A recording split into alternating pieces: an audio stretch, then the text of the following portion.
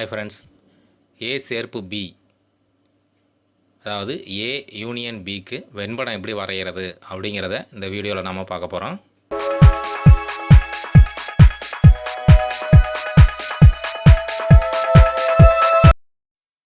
திரையில் வர மாதிரி ஏபிசி என்ற 3 வட்டங்களை வரைந்து கொள்ள வேண்டும்.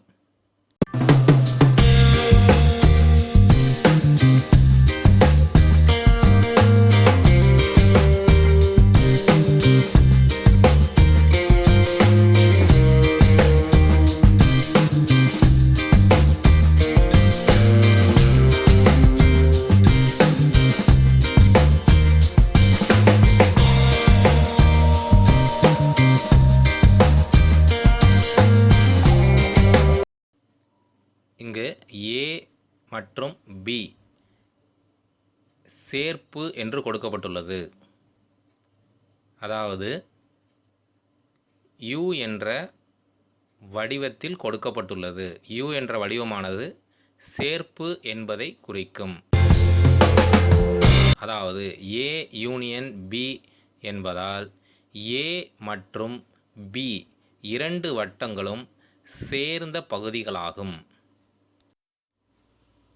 A மற்றும் B இரண்டும் சேர்ந்த பகுதி என்பதால் A மற்றும் B வட்டம் உள்ளடங்கிய பகுதிகள் இரண்டையும் திரையில் காட்டியபடி கோடிட்டு காட்ட வேண்டும் அல்லது வண்ணம் தீட்டி காட்ட வேண்டும்.